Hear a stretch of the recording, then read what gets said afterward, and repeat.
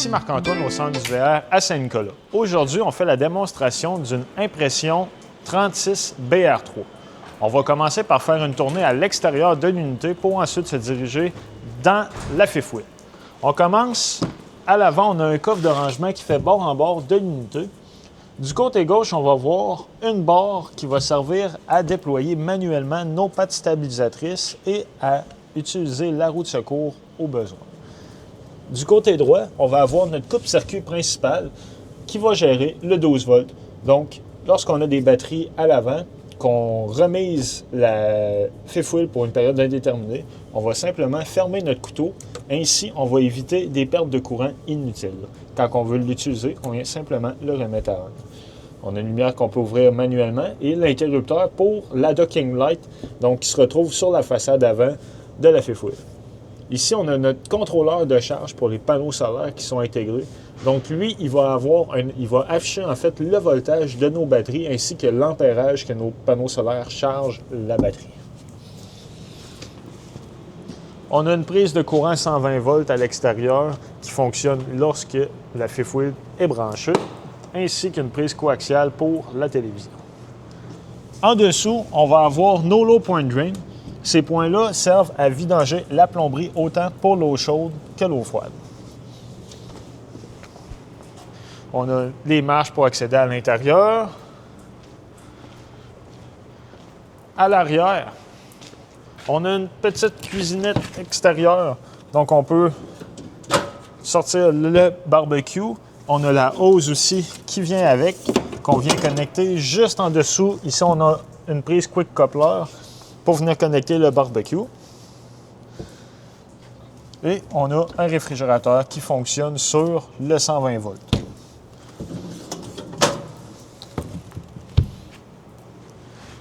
Maintenant, à l'arrière, on a accès à un gigantesque coffre de rangement.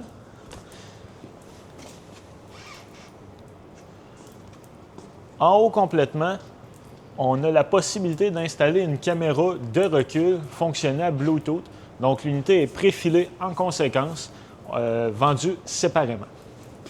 Et à la gauche, on a un support pour une échelle qui est aussi vendu séparément pour nous permettre d'accéder au toit directement. On recommande de monter sur le toit environ une fois aux 3 mois pour s'assurer que nos joints sont bien faits, qu'ils sont encore scellés et que le toit est propre et non endommagé. Au bas complètement, on a un réceptacle de 2 pouces pour installer soit un attelage supplémentaire, une remorque supplémentaire ou un coffre rack à vélo. On a aussi le connecteur 4 brins déjà préfilé. On a un emplacement pour serrer notre tuyau d'égout.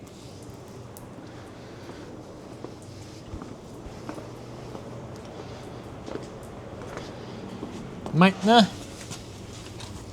on a de la difficulté à le voir, mais en arrière de la roue avant gauche, on va retrouver notre valve pour évacuer l'eau fraîche. Donc, notre réservoir d'eau potable, la valve va se trouver derrière la roue. Et juste en avant, on a notre système d'égout. Donc, on va avoir une valve grise ici et une valve noire et grise supplémentaire là. On a 2 réservoirs d'eau grise et un noir. L'eau noire, ça va être pour l'eau de la toilette et les eaux grises pour l'eau des éviers et de la douche. Quand on veut effectuer notre vidange, on va venir connecter notre tuyau au bout de celui-ci. Ensuite, on va toujours commencer par la valve noire en premier. Donc, on va tirer la valve noire. Quand c'est vide, on va venir ouvrir nos valves grises afin d'effectuer un rinçage complet de la tuyauterie. Quand on a terminé, on referme nos valves et on remet notre capuchon. Ici, on a la sortie pour la fournaise qui fonctionne au propane. Notre chauffe-eau qui est de type instantané. Donc, lui, comment il fonctionne? Il va chauffer l'eau au fur et à mesure qu'on va lui en demander. Pour l'activer, on s'assure que l'interrupteur soit à on ici. Et ensuite, le contrôleur suivant se trouve dans la salle de bain. Notre prise 120 volts, 50 ampères. Très important, lorsqu'on vient de l'installer, on s'assure de bien la visser en place pour éviter des faux contacts, afin d'optimiser l'utilisation de l'électricité. Juste ici, le Freshwater Connection, c'est pour remplir notre réservoir d'eau potable. Et City Water Connection pour connecter l'eau de la ville ou du camping. On a aussi une valve bypass pour effectuer l'hivernisation de l'unité et on a des prises coaxiales pour les télévisions. Du côté gauche, on va avoir notre contrôle pour les pattes stabilisatrices. Donc, comment que celui-ci fonctionne? Quand on l'allume, on appuie sur Power et la lumière ici va nous indiquer qu'il faut appuyer pour la mettre au niveau. C'est un dessin de niveau ici. Donc, lorsque le bouton va être ouvert, ça veut dire que notre fifth wheel est au niveau. On peut le faire manuellement et automatiquement. Lorsqu'on veut le faire automatique, on va aller dans le menu et on va pouvoir sélectionner Retract All pour tout refermer les pattes au complet, juste l'arrière, Manuel Level, donc si on veut le faire manuellement à l'aide des boutons, et on va avoir aussi Auto Level juste ici. Donc, lorsqu'on arrive sur notre site de camping, on enlève l'attelage, on désattelle notre véhicule de l'avant, et ensuite, en appuyant sur Auto Level, la fifth wheel va se mettre au niveau et abaisser les pattes stabilisatrices automatiquement. Quand on a terminé, on peut le faire manuellement. Donc, en appuyant sur le Retract, on peut rétracter chaque patte individuelle. Quand on a terminé, on peut le fermer complètement. Il y a des indications d'utilisation ici. On a le manuel aussi à l'intérieur pour plus de programmation. L'emplacement pour mettre nos deux réservoirs. Donc, ici, on a 2 20 livres avec un sélecteur pour soit vider la partie de gauche en premier ou celle de droite. En ce moment, les bouteilles sont vides. On a la partie rouge qui est là. Lorsqu'ils sont pleines, le bouton va virer au vert. À l'avant, dans le coffre, on a notre roue de secours. On va avoir aussi l'emplacement pour mettre notre batterie 12 volts, une ou deux batteries, selon les besoins. On a un accès aussi à différents contrôles pour les pattes stabilisatrices et la gestion électronique. À l'avant complètement, on voit l'éclairage de l'interrupteur que je vous ai montré au début et on a le système de freinage d'urgence. Donc, lorsqu'on attelle à notre véhicule, très important, le câble doit être libre, pas attaché à autre chose. Comme ça, si jamais on a un problème, que ça se détache, en tirant sur le câble, les freins vont s'appliquer automatiquement. On a notre prise 7 brins qui va servir à alimenter l'éclairage de la roulotte ainsi que le freinage. Maintenant, on va se diriger à l'intérieur.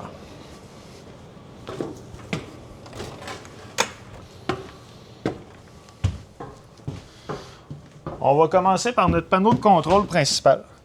Donc, lorsqu'on rentre, on va voir différents interrupteurs. On peut gérer l'ouverture et la fermeture des hauts-vents ainsi que des slide-out. Un peu plus haut, on peut activer on peut activer la pompe à eau, la water pump. Donc, lorsqu'on veut marcher en mode autonomie, que nos réservoirs d'eau fraîche sont pleins, on vient la mettre en fonction. Important, quand on a fini de se servir de l'eau avec la pompe à eau, on recommande fortement de la fermer après. Ensuite, on a le water heater, donc le chauffe-eau, qui va venir activer notre contrôleur juste ici. Lorsqu'on veut s'en servir, on le met à on. On peut monter ou baisser la température de sortie d'eau chaude. On peut le mettre en Celsius ou en Fahrenheit. La manière que ça marche, dès qu'on ouvre un robinet d'eau chaude, il va y avoir un pictogramme qui va s'allumer comme quoi il y a une circulation. Ensuite, le fan qui va décoller une flamme pour montrer que le chauffe-eau est en fonction. Très important, nos valves de propane doivent être ouvertes pour qu'ils soient en fonction. Quand on a terminé, on peut simplement le refermer. Si on revient ici, on a aussi des interrupteurs pour l'éclairage intérieur et on a l'indication de tous nos niveaux. Donc, niveau d'eau fraîche, niveau de la batterie, eau noire, eau grise 1 et eau grise 2 parce qu'on a 2 réservoirs d'eau grise. Juste au-dessus, on a l'interrupteur pour le luminaire au-dessus de la table dans la cuisine. On peut aussi modifier son intensité. Et on a le contrôleur pour la climatisation et le chauffage. Donc, lorsqu'on veut chauffer, on vient le mettre à Heat.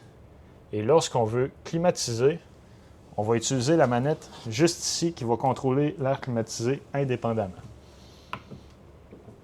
Quand on a terminé, on le remet à off. Et lorsqu'on tourne la roulette, on peut évidemment monter et abaisser la température. En bas complètement, on a notre panneau de breaker principal. Donc, on a la partie qui gère le 120 volts et la partie qui gère le 12 volts de l'unité. Quand on a une fusible qui va être défectueuse, il y a une lumière rouge qui allume à côté de celle-ci.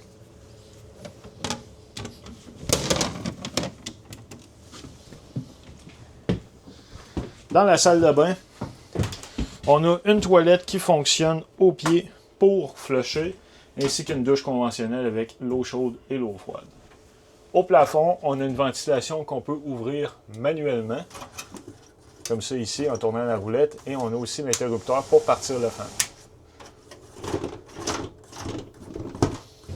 On a un évier avec l'eau chaude, l'eau froide et prise de courant 120 volts et les interrupteurs pour l'éclairage. Dans la chambre, on a le contrôle pour ouvrir le slide-out de la chambre seulement, l'interrupteur pour l'éclairage et le lit qui est situé dans la chambre est ajustable en hauteur. On peut ajuster la hauteur de la tête, donc on peut lever et baisser la tête à l'endroit voulu. On a aussi un contrôle supplémentaire pour gérer l'air climatisé de la chambre. Donc, on peut venir l'allumer, ensuite gérer la température voulue. Lorsqu'on a terminé, on peut le fermer ici aussi. Au fond, complètement, on a un garde-robe complet avec une pôle qui fait bord en bord. On a des lumières au plafond avec un motion sensor intégré, détecteur de mouvement. Donc, lorsqu'on veut qu'il soit en détecteur de mouvement, on va le mettre sur la 2. Lorsqu'on veut qu'elle soit toute allumée, sur le 1. Le fifth wheel est conçu pour recevoir une laveuse et une sécheuse. Donc, la laveuse vient s'installer ici avec l'eau froide et l'eau chaude ainsi que le drain. Pour la sécheuse, du côté gauche, il y a la possibilité d'installer le tuyau de sortie de sécheuse qui est déjà préfaite dans le coin en bas à gauche.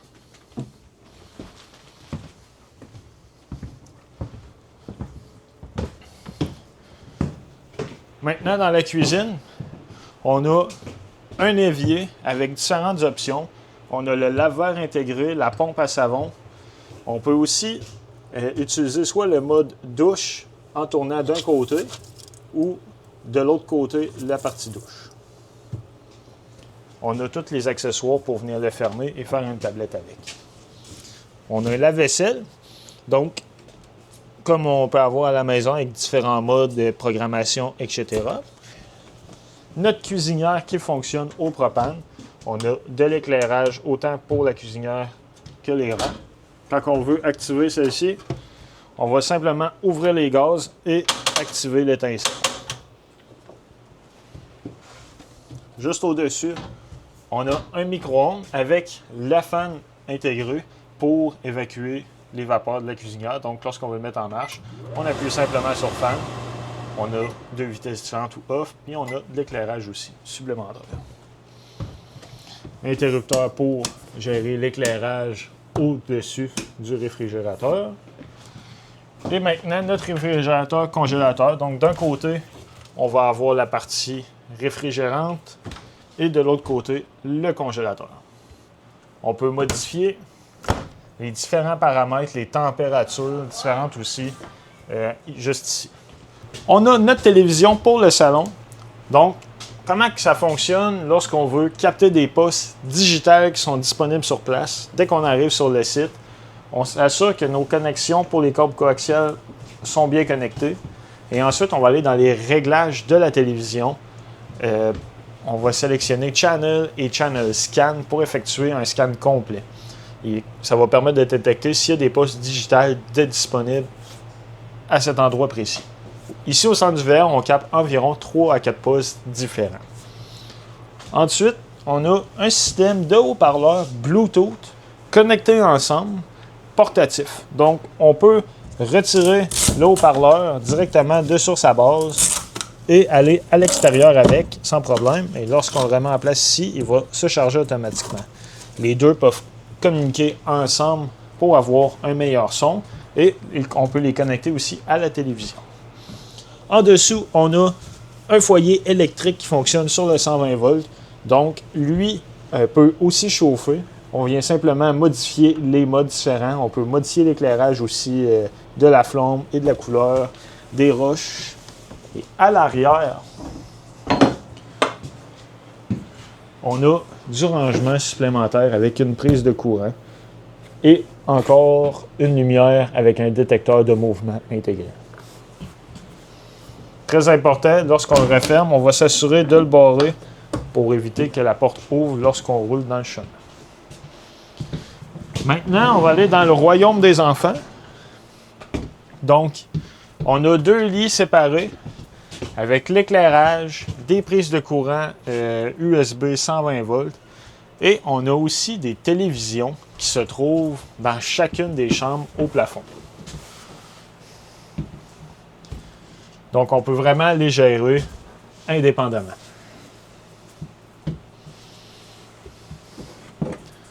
Tout le tour dans les panneaux d'armoire, on a des tiroirs de rangement ainsi que des garde-robes pour mettre des vêtements. Un petit fait particulier, on a un matelas supplémentaire si on veut avoir un 3e enfant au sol et on peut gérer l'air climatisé vraiment indépendamment des chambres. Donc, même principe que dans la chambre principale, on vient le mettre à on et on peut gérer la température ou on peut simplement décoller la ventilation. Côté salon, on a un fauteuil avec un coffre de rangement en dessous et il fait un lit aussi.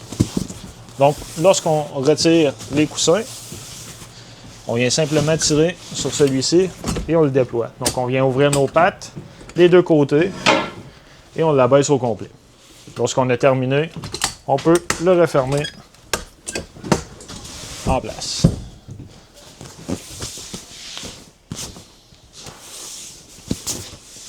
Dans celui-ci, il y a des prises USB de chaque côté avec chargeur induction intégré.